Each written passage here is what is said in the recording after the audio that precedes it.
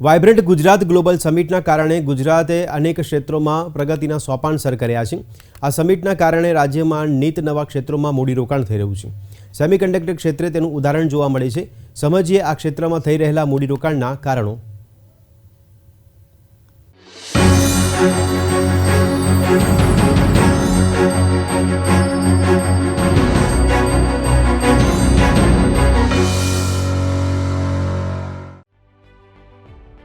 Vibrant ગુજરાતમાં આપનું સ્વાગત છે। આ રાજ્યમાં ઇનોવેશન માટે અનેક તકો ઉપલબ્ધ છે, તેથી જ ગુજરાત પ્રત્યક્ષ વિદેશી મૂડીરોકાણ આકર્ષવામાં અગ્રણી રાજ્ય તરીકે ઉભરી આવ્યું છે, ખાસ કરીને સેમિકન્ડક્ટર ક્ષેત્રમાં। ગુજરાતની આર્થિક વિકાસના પ્રેરક મુખ્યમંત્રી ભૂપેન્દ્ર પટેલની સરકાર સેમિકન્ડક્ટર ઉદ્યોગને લઈને કટિબદ્ધ છે। મુખ્યમંત્રી વાઇબ્રન્ટ ગુજરાત ગ્લોબલ સમિટને તેનો શ્રેય આપે છે। સેમિકન્ડક્ટર ટેકનોલોજીમાં આજે આગવું પગલું ભરી રહ્યું છે। સાણંદમાં માઇક્રોનના પ્લાન્ટના ભૂમિપૂજનના ઐતિહાસિક અવસરે મને એક ઐતિહાસિક ઘટનાનું સ્મરણ થાય છે, જેણે સાણંદ અને ગુજરાતને અલગ ઊંચાઈ પર પહોંચાડી દીધા। કેન્દ્રીય કૌશલ્ય વિકાસ અને ઉદ્યમિતા રાજ્યમંત્રી રાજીવ ચંદ્રશેખરે પણ સેમિકન્ડક્ટર ક્ષેત્ર અંગે રાજ્યની પ્રતિબદ્ધતા દોહરાવી હતી।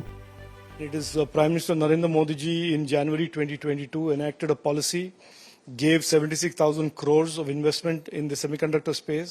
So we have these big units and plants like Micron coming up in Gujarat. There are over 30 design startups that have come up. We are going to set up a new Indian semiconductor research center to focus on research. Micron ટેકનોલોજીના CEO Sanjay મહેરોત્રાએ ગુજરાતમાં વિદેશી મૂડીરોકાણ અંગે વાત કરી હતી। On behalf of Micron's global team, I'm proud to be here today to represent Micron's commitment to build a semiconductor assembly and test facility for memory right here in Gujarat.